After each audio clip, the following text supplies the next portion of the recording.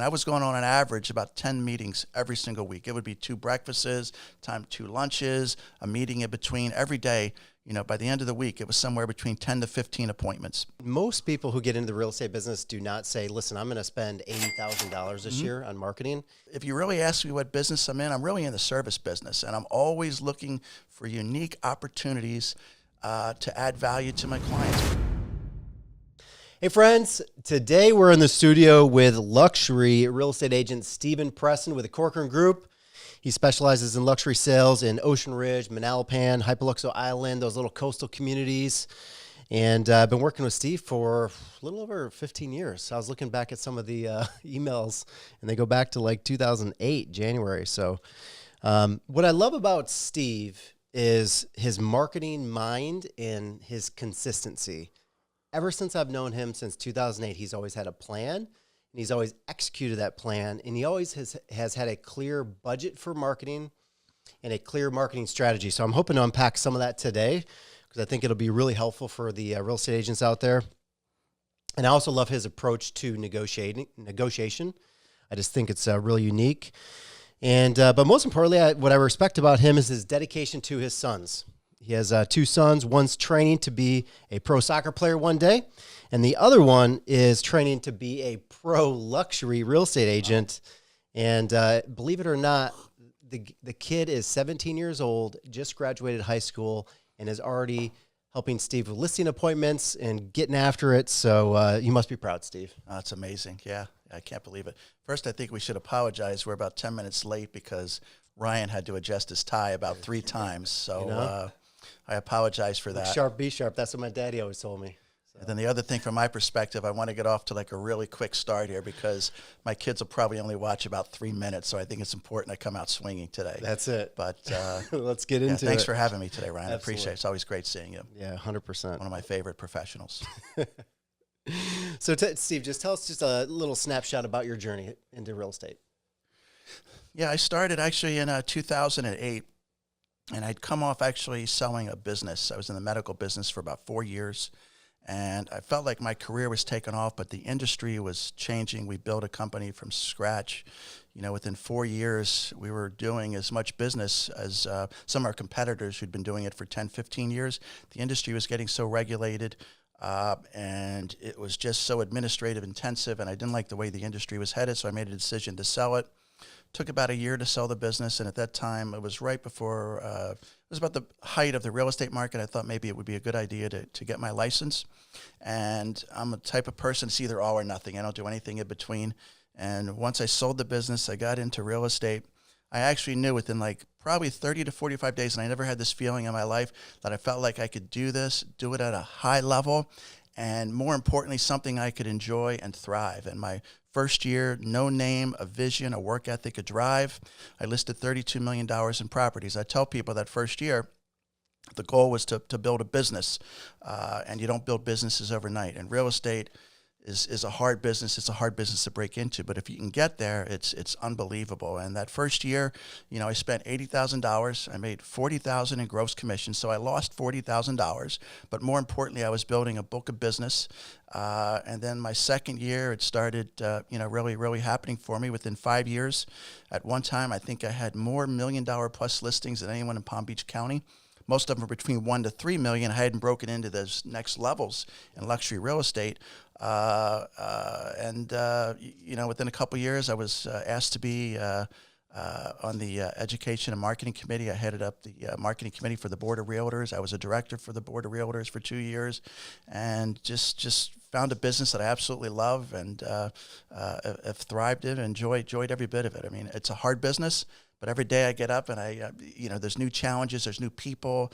I feel like I've had more friendship, more relationships than I would have had in any other career. And, I absolutely love it. I love it. Every day is a different day.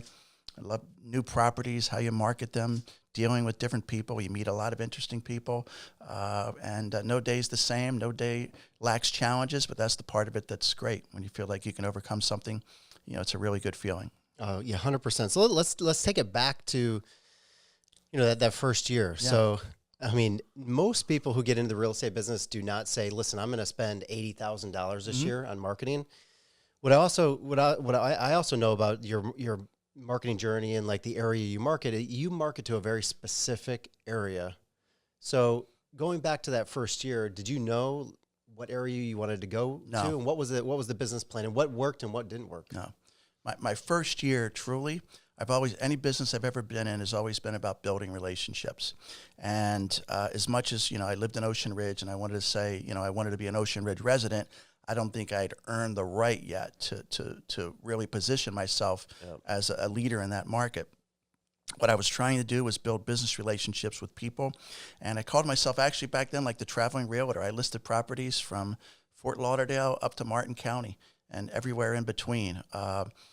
One of the first things we did that was really successful is I hired a person by the name of Joanne, ran an ad in the Palm Beach Post employment section. I was looking for someone who had some phone experience and someone who had some real estate experience if there was such a thing. She actually was the first person called me. She ended up working with me for about 18 months, and her job was she'd come to the Corcoran office every day, and she would call centers of influence, bankers, CPAs, trust and estate attorneys, people having relationships with that wealthy, ultra-luxury clientele. And the idea was to go build relationships with these guys and see what could happen. And just to give you one success story, and I was going on an average about 10 meetings every single week. It would be 2 breakfasts, 2 lunches, a meeting in between every day. By the end of the week, it was somewhere between 10 to 15 appointments. You factor that over the course of a month, that's 60. Over the course of a year, it's over 700 appointments. And I tell people your best asset in this business is yourself, getting out, trying to build relationships, add value, and hopefully, you'll see good things and relationships come from it. And, a quick success story, we called a trust and estate attorney in West Palm Beach. He didn't have time for breakfast. He didn't have time for lunch. He said, you know what, have him come in one day. Came into the office. I remember sitting in the lobby for about an hour, met with him for about 10 minutes. He had a million things going on. And about 2 weeks later, he called me up. He said, hey, look, you seem like a nice guy. I know Corcoran. I have an estate property. The heirs are up in Fort Pierce. I'd like you to go meet with them and, list and sell their property. It was 8014 Flagler Court in West Palm Beach. And it was one of my first luxury sales. It was 1.9 million. So that was a success story that just started from employing those marketing techniques. From a relationship. So what is a tactic to build relationships? So let's just say, you get an appointment with a trust and estate attorney. Mm-hmm. You sit down with them, but what's one tactic that you have to maybe deepen the relationship and take it off of the surface level? What I've always tried to do is I try to make the meetings not really about me. I make really in a genuine way. I want to learn about you. I want to learn about Ryan Brown. I want to learn about you, your career, your expertise. I want to learn where you went to college. If you have children, what charities you're involved in. You find things of common interest, and really just try to build genuine relationships. And I tell people, you don't build a relationship, and we didn't build our relationship back in 2008 over one lunch meeting or one breakfast meeting. Right. It was built over years and consistency, going back and forth, right? And we've built a mutual respect for each other, where over the years opportunities have come up and we've thought of each other. And another, I don't know if I would call it a tactic, but one of the big concepts I've always tried to incorporate is to any relationship I have is adding value into that business relationship. Yeah. So for example, if I came across something of interesting in, a real estate news, something that maybe could tie into your industry, I'm always looking how I could add value to Ryan and his business, and or looking for service opportunities. If you mention something like, in conversation that, you're doing a remodel and you're having difficulty finding, immediately I viewed it as an opportunity where to get in there and maybe to help you find someone and make some referrals. Yeah. It's always looking for those, if you really ask me what business I'm in, I'm really in the service business, and I'm always looking for unique opportunities to add value to my clients. My first year in the business, and I kind of knew at this point I was on the right path, is hurricanes hit, Florida, right? And I had a couple listings at the time, and they were on the water, and most of the clients were up north. Without even thinking about it, I called the clients. I said, look, would you like me to go over? I'll safeguard the house. I'll put in your patio chairs, close up the windows. I remember getting on a ladder, cutting my hand, closing some of those hurricane shutters or whatnot. But it was funny. About 4 days later, there was an email from our CEO at Corcoran, recommending agents maybe should do those type of things.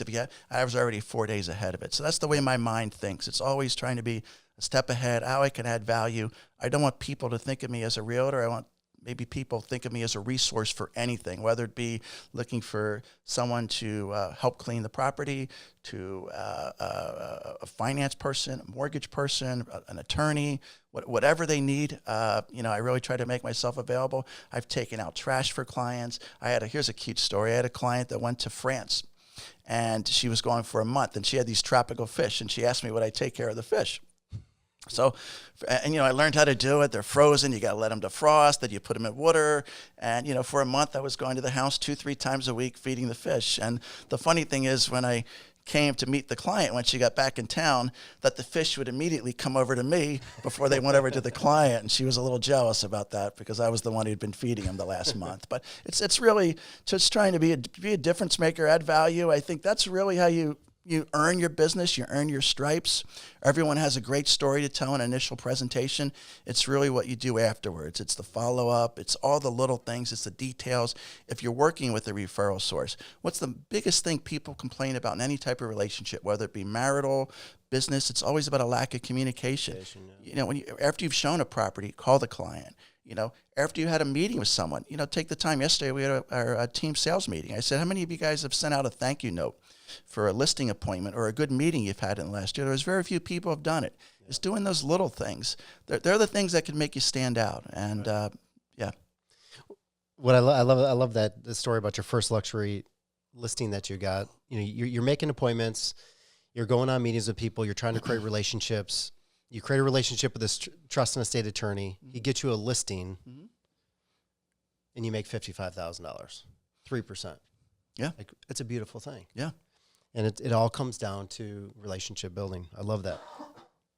What's the difference between you kind of talk about getting into the luxury market in the beginning? You kind of were doing everything, mm-hmm. but what is the big difference between selling, say, a luxury property and then just a regular old, a normal property like a non-luxury property? What's the big difference? I would actually tell you it's much easier in a lot of ways selling a luxury property. And people might be surprised by that. But so, for example, in your business, dealing with mortgages and getting properties to appraise and mortgages and all those kind of things, we don't have to really deal with that. I think the people are kind of the same. Your luxury multi-million-dollar buyer is very demanding, and rightfully so. And also someone who's buying their first home at $300,000 has every right to be as rightfully demanding. It's a really big, important purchase to them. So I would say in a lot of ways, the luxury sale is easier, believe it or not. Yeah. Interesting. Yeah, it's, in the luxury market, a lot of people don't finance, or sometimes when they do finance, they'll finance after the fact, yeah, or take a small loan, that type of thing. But a lot of it is cash. Talking about the market, tell me, what is the state of the market right now? So when you're sitting down, let's just take a listing presentation. Mm-hmm. You're taking a listing. What's the conversation you're having with the seller right now? I would tell, they're gonna ask what's the state of the market, and I tell people, yeah, I think the market's taking a little bit of a deep breath right now, and that's not really a bad thing. When you look back at COVID, we sold 4 years worth of inventory in about 20 months. It was crazy. Property values more than doubled in Palm Beach County. There was a demand. As soon as you put a property on the market, there was 10 people lined up at the door. They were calling you at all hours. It was, Today is a little bit different. I think it's a healthy market. I think it's a stable market. I tell my sellers, though, unless you have something really special or really unique, you can't ask for the moon anymore. You're going to do fine. If you bought this property prior to 3 years ago, your property has more than doubled. I was seeing my dentist yesterday, and it was kind of funny. I saw a client who I hadn't seen in about 4 years. 4 years ago, he was thinking about building a spec home on his waterfront lot on Sable Island and Ocean Ridge. We talked around that time, it'd be about putting it up at 2.5, 2.8, maybe a $3 million sale. Today, that same property is about $6 million. I'd put it up at 5.995.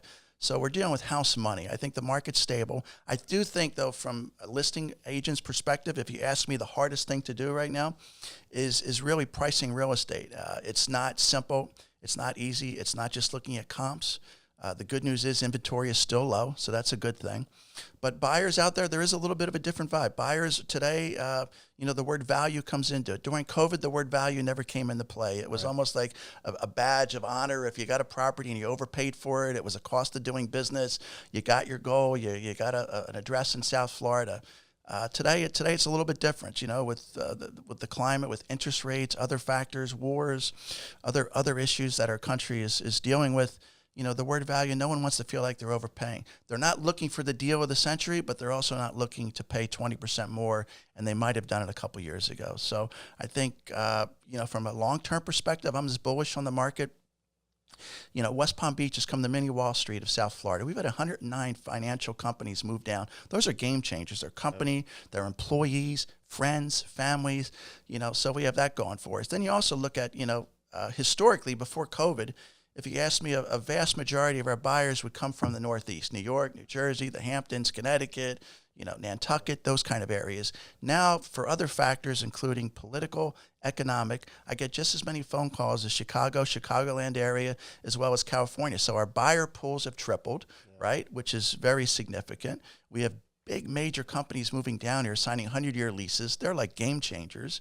So I think, and then you factor in all the things we had before with, no property, no income tax, those kind of things.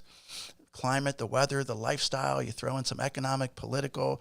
We have big companies moving down here. We're drawing from other areas of the country. Yep. I think we're in a good spot. I think we're in a good spot long term.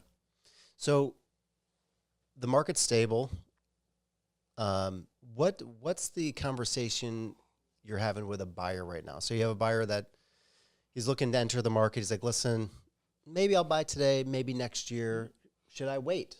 Like, Steve, should I wait to purchase until next year? Like, what's the conversation you're having with the buyers right now? Here's what I tell people. If you find the right property at a fair price within reason, I think you can feel confident for doing it for the reasons I just stated. What I would have a little fear of is if, and people aren't doing this, buyers are shying away, but that property that's 20 to 25% more than what it really should be, that's where you're getting some buyer resistance. So I would tell, if you find what you want, there's low inventory. And then the other thing, once interest rates go down, as well as anyone, the market's going to kick back. So one way or the other, they're going to kind of get you. So I would say in today's conversations, if you find something, it's what you want, it's a fair price, it's within reason, there's no reason not to pull the trigger. You'll be fine. Long term, I don't see the markets crashing. For all the reasons I mentioned, I think we're as an isolated, insulated real estate market. We have our own little bubble, and I really don't see it going away. The other factor, too, which is really, really important, is for years, a segment of my listings would be clients that were downsizing. Today, that doesn't exist. The only time someone downsizes is if they're, for example, they're selling their $3.5 million property and they're moving to the Carolinas and they're going to buy an amazing mountaintop home with 3 acres and it's $1 million to $1.2 million, $1.3 million. Today's market, you can't downsize because if you bought the property 3 years ago, you're going to pay more for what you bought and you end up going to get less, and you're not going to be in the same coastal community that you were. Right. So I don't see anyone. You have to have a real reason for putting your property on the market. Employment change, family, so whatever it might be. So we don't see that. I don't get that call anymore. That I used to get this call all the time. Like a Herb and Louise, lovely clients of mine that were in their 80s. I sold their $3 million home a couple years ago. Before COVID, and they were looking to find a smaller home in Ocean Ridge for $1 million, $1.2 million. It didn't have to be on the water; it could be on a dry lot. Simple, a third of the square feet. That person can't buy because now that landlocked property is worth $2 million and that buy-in there is for $1.5 million. So that's not really down. Their taxes go up. Right. So that's not going to go away. So I think we're going to have low inventory for a long time. And as you know, real estate works, supply and demand. And when inventory is very low, I think it kind of keeps it's a big indicator in keeping our prices low. Yeah. I agree too. I mean, getting into next year, some of the news that kind of broke over the weekend was that, the Fed's going to start cutting next year. 6 to 7 cuts. Most analysts are thinking, probably third or fourth quarter next year is more realistic. So even if that happens, let's just say rates go to the low 6s, maybe the high 5s. The question is, will that be enough to get the people that are sitting on these 3% loans to move? Because that's the real problem with inventory right now is like everybody, including me, is sitting on these tiny little interest rates. And their payments are very low. Their taxes are low. And it's like, I really would like to move. I really want to go waterfront or I really want to go golf course. I have the equity all built up. My home's tripled in value. I have all this money sitting here. But the question is like, do I want to go with that higher payment? So as rates come down, it's going to be curious to see like what's the number that's going to really start motivating people to make that jump where they can pay off that 3% loan and maybe go to a 5%, but they can unleash the equity and buy the next house. Yep. And I think that's what's going to spur the next part of this real estate market. It'll be interesting to see where that number lies. And that's the conversation I'm having with the clients right now, is like same thing that you just said. Is like, listen, if you like the property and if it's the right lifestyle for you and your family, get it. We can always refinance the loan. Yep. I mean, rates go down, we refinance the loan. Yep. So right now rates are like 7%. So we refinance when it goes to 5.5. It's not a big deal, but get the house, because once, whatever that number is, once these sellers start looking at that mortgage rate and they're like, wow, I think now's the time. All these people are going to be on the market competing against you. It's going to be, 2021 all over again. So it'll be interesting to see what happens with that. So let's kind of pivot into the conversation of growing a team. So I've always known you as the single luxury agent, putting up massive numbers, like all by yourself, not having a large team. Usually you have like an assistant, somebody like marketing for you, like a very small team, and you put up massive numbers, which is awesome. But now this year you've kind of pivoted where you said, listen, I'm obviously you're focused on your personal production, crushing it there, but now you're starting to grow a team. And tell me a little bit about that, what your thoughts are there. Yeah, it's really exciting. It's always been a vision of mine, and it's always been in the back burner as someday. I'm actually a unique real estate professional in the sense that not only do I love selling real estate, it's kind of like Michael Jordan. Michael Jordan was an unbelievable basketball player. Maybe wasn't cut out to be like a coach as well. It's very unique. Most aren't. I've always enjoyed having a team, watching them develop, grow, implement strategies, sitting down, for years before I built the team. I had many agents. I always made myself available. I've loved the business. If someone's wanted my opinion or thoughts on how they could build or grow their business, I would typically meet with an agent that would just call me randomly for, maybe one a month for years and years and years. And I've really enjoyed doing it. It's kind of like being, a head coach of a sports team. And you're building, this team and watching them grow and trying to put them in positions to win and giving them the advice to be successful in this business. So I'm actually, when I announced I was going to do it, I got some kickback from people who know me. They're like, it's going to wear you down. It's going to be too much. And I said, I don't think so. And truth be told, I actually love it more than I even thought I was going to. I mean, I have one agent in particular who calls me. He has no problem calling me at 7 at night and 10 o'clock in the evening, and 7 in the morning, 10 at night. And tell you the truth, I love those calls because, it's kind of like you're talking, real estate's in my wheelhouse. I could talk this stuff all day long. And if someone appreciates or respects my value or opinion on things, that's kind of pretty cool. So I love, it's been very, very rewarding. Yeah, I've really enjoyed it. Ever since I've known you, you've always been a very giving person as far as like your information and like sharing tactics and, just in general to agents that aren't with Corcoran or, just the general real estate public. Yeah. And like, sometimes hiring new people, it also like remotivates you in the fact where it kind of brings you back to like when you were in their shoes. Yeah. And like how motivated. Yeah. It kind of gets you going again for the business. And I love it. What are your goals with the team? Like, do you have a certain like number goal or a certain production goal or? My goal is to just try to, right now I think we have 20 on the team. I think candidly, I probably could double it to get it up to 40. It's kind of like having my own little mini brokerage. I don't put a dollar value to it. What I really try to do is just look at each individual person and see if hopefully we're making an impact in them growing and building and developing their business. And with them having to be able to use my name and brand and marketing techniques, that's really the goal. I'm not going to put a number to it. It's not really about that. It's more about, there's one agent in particular who's had just some bad luck. But he's on the right path. And like I told him last night, I said, you've had some bad luck, things you don't control. Believe me, it's going to turn around where you have 3 things that just kind of fall into your lap because you're doing all the right things. You're consistent. You're working hard. You're out in front of people. You're creating opportunities. Your luck is going to change. Believe me, it will. And I'm really looking forward to watching him grow and develop. That's the kind of stuff that I love. Just don't give up. I love that stuff. Stay in the game. I love that stuff. Tell me about a story that, listen, sometimes we deal with clients, 90% of them easy. You get the 10% that are just brutal to deal with. Maybe it's personality. A friend of mine once said, when emotions are high, intellect is low. Yeah. And that happens a lot. It's a very emotional business. Yeah, Tell me about a story of like maybe dealing with like a tough client and how you handled it. Well, I would tell you, first of all, it's more than 10%. But What do you think, I wish it was. That would be pretty nice. But there was one in particular. There was a property I sold about 3 years ago. It was a $7 million property on the water, and we had a couple come in, and the property had just fallen out of contract. It was under contract. It fell out after inspection, and the property inspected beautifully. It fell out. Really, the buyers had cold feet. Stuff happens, and you move on. So we had a new buyer come in, and we had a couple meetings at the property, and they really had a low number in mind. And we talked till we got to a point where I felt like we can get a deal done. And I was representing the buyer and seller, so I was going to do whatever it takes on my end. We cut the commissions in half. And you could also see that this client was going to be difficult. And I said, look, before I go to bat with you and get this deal done, I said, I want to give you the inspection. I gave him an overview. The house inspected beautifully. The inspectors said it. They said it's about as good an inspection as you can find, a couple little things. But I said, I want to give you the inspection report, read it, make sure you know what's there. I'm also going to recommend that you're going to do your own inspection, but I don't think it's going to really change much. It was just done a couple of weeks ago by a reputable inspector. I said, review it, come back, so we came back, he reviewed it, and I said, look, if I get this deal done for you, I said, just want to make it clear that and the seller is taking a low number from his perspective.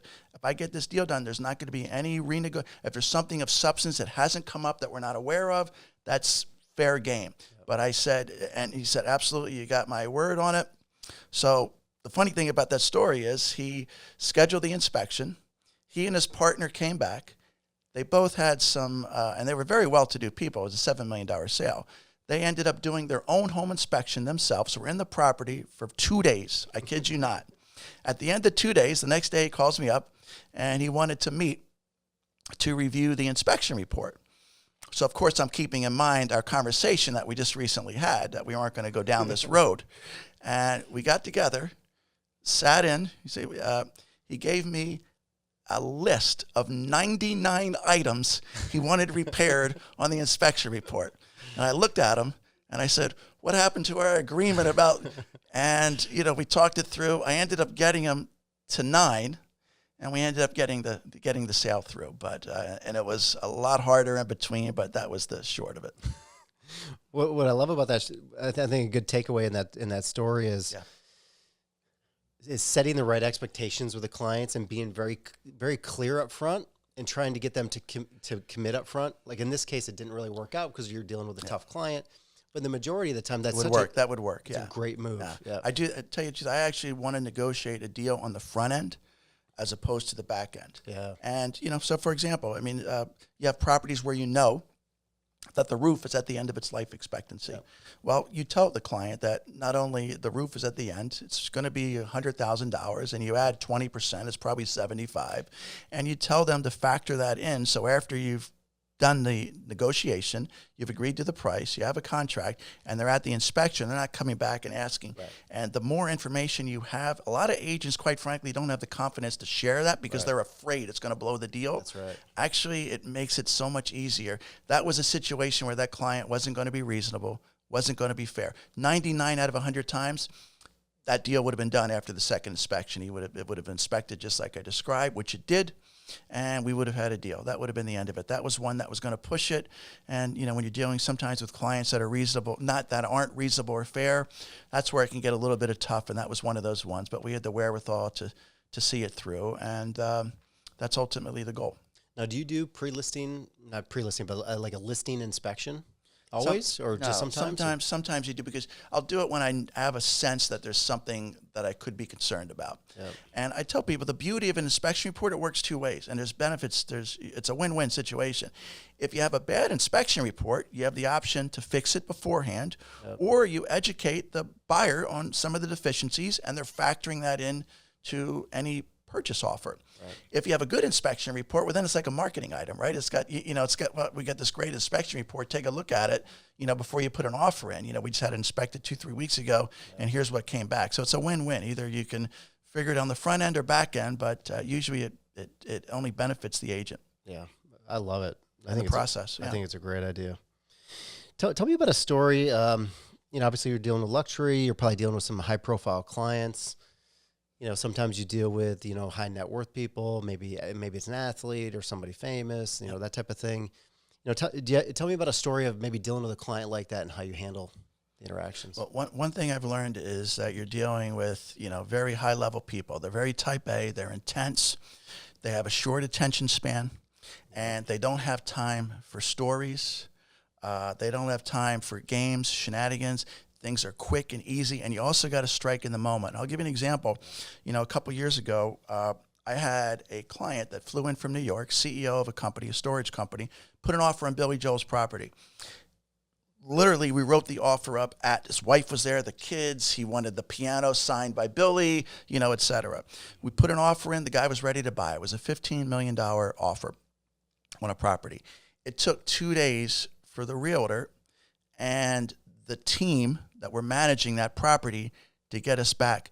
The guy was done, and the guy was probably done in about 6 hours. We had a window of that day to wrap that deal up, and he wasn't waiting around. They don't have the patience, the wherewithal. There's nothing you could say or do other than get them an answer quick. How do we got it? And by the way, the offer that we gave ended up being higher than what it sold for, down the road. And what happened to that buyer? He went to Jupiter Island with another broker who was an expert in that area and bought a $17 million property. So my advice is make it easy, be quick. They don't have time for stories. Give them the information they need. And when you have an opportunity, you also have to manage your sellers. Now, if I was a listing agent there, I really would have given the heads up in a very nice, look, this guy is not going to wait around.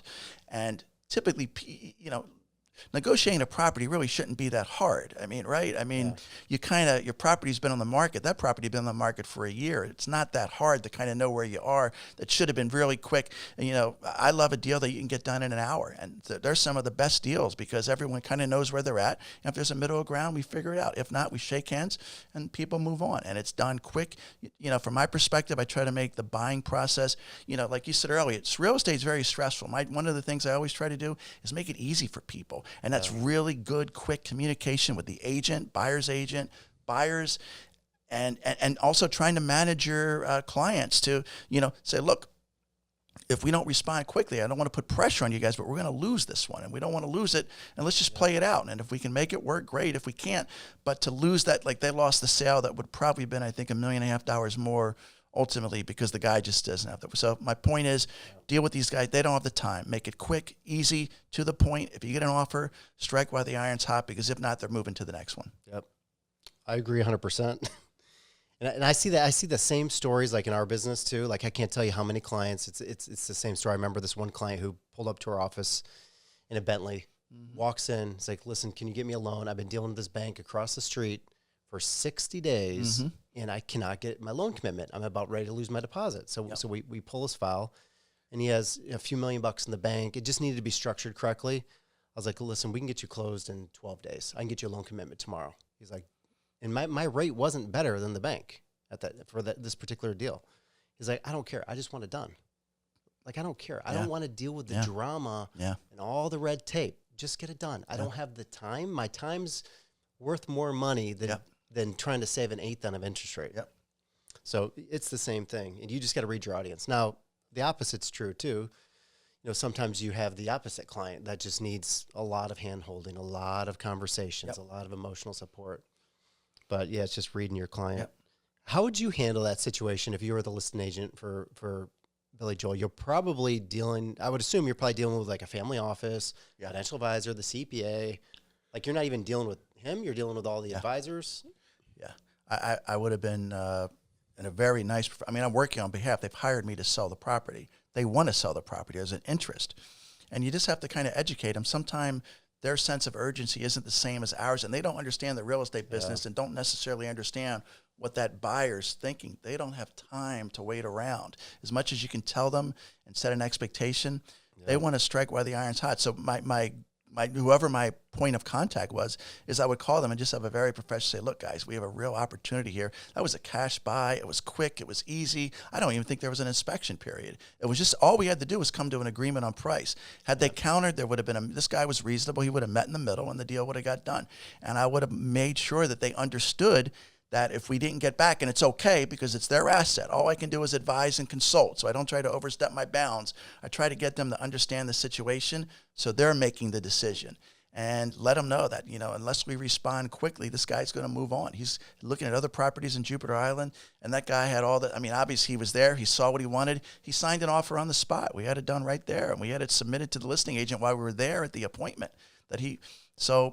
Your job is just to educate them, consult them, and sometimes it takes a nice follow-up email. I always try to preface it. I'm not trying to be a pest, but man, we have a real opportunity here. Let's not let this one slip by. And if it does, then I don't get mad at anyone. At least you've given them the information for them to make the decision. And you did it in a nice, professional way. Yep. And that's all you can do. But I will be on top of it in a very nice way. I won't just rely on one phone message. It might be a couple messages. I'm going to keep in touch with the other agent, let them know I'm working on it. I'm trying. Just give me a little bit more time. Even if I don't feel like it, I'm just trying to buy some time that we can get an answer to them. Who's the most famous person you've met or that you worked for? That you could say. I've met a lot of CEOs of companies that are probably more. I've met a lot more CEOs. Kareem Abdul-Jabbar I met. I was a big basketball. Met some pro football players. Met some basketball players. A lot of CEOs, maybe names that you wouldn't recognize. Just wealthy guys, wealthy girls. Yeah. Tell me about a creative or innovative marketing tactic that you've used to sell a house. Well, it's funny. I was at a real estate event recently. And I was one of my team members overheard someone talking about me, and afterwards he called me up and he mentioned to me, he said, "Yeah, I heard someone talking about you," and he's like, "They described you as a very successful broker that sells properties unconventionally," and he didn't know what that meant. And it made me kind of think back to when I first started in the business. I was trying anything to get my properties to stand out, build my business. I remember one time I had a listing and, I read something in one of these marketing magazines that I was offering agents like $100 to bring a qualified buyer and a lot of little stuff in between. But one of my first signature listings was in West Palm Beach, and it was around 2008, 2009. The property was on the market for a year with a very top broker, one of the top brokers in Palm Beach. I had met the husband, and we started building a relationship. When the listing expired, he gave me an opportunity. And it was a client that for the first 4 months, anything I could think of from a marketing perspective, we even I was involved with Food for the Poor. We did a charity event at the property. We had 100 people, donors from Palm Beach, the right type of client. And a ton of things in between. And it was a client that we had a really nice, every week we'd get together at Hamburger Heaven in Palm Beach. We'd talk about the property, the market, keep them posted on the next things we were doing. So I had the listing for 4 months. And when I had the listing, we did one reduction over $200,000. And one day we're sitting at breakfast, and and his name was Ray. I'm like, "Ray, I'm just looking at your property. Man, we've tried everything, and our window is shrinking. The season's coming to an end. I kind of felt like if we didn't get this thing sold the next 60 days, it'd been out there for a year and a half. Property was stale. We have those kind of days on the market, over 500 days. And I looked at his property. I said, I don't know. I said, look, I'm looking at your property from the time you listed it to now. I said, you've reduced it over $1 million. And I said, I could see the market changing. I could see buyers looking for value back in 2008, right? Yep. And I said, Ray, how about we just do something different? And I said, how would you feel like if I went and got the biggest commercial sign on your Flagler Drive waterfront property and put $1 million plus price reduction? And he said, what do you think? And I said, look, Ray, we've tried all the conventional stuff. He's like, I don't know, let me think about it. So then his wife called me, and we had the same conversation, and I gave her the same answer, and they ended up trying. They said, you know what? Let's just go for it. So the first weekend, we had over 100 people come to the open house. There was a buzz in Palm Beach County. The property was on the news. It was in the newspapers. There was pictures of $1 million. Now, in a way, that helped me sell that property, but it did create a little bit of a stigma in the real estate market. But my job at that, and I kind of knew it, but the way I viewed as a young rookie in the business, trying to build my name and business, is just to get that property sold. Well, I ended up selling it within 30 days. And so it was a property that had been sitting on the market for 500 days. And so the cute thing about that story is about 2 weeks into it, the town of West Palm Beach had called the owners and said, you need to remove that sign or we're going to fine you every day. So Robin was the wife. She called me up. She's like, I am not moving that sign. That sign is staying there. I will pay whatever fine they want because this thing is working. So we ended up, that was a story where I put myself out there.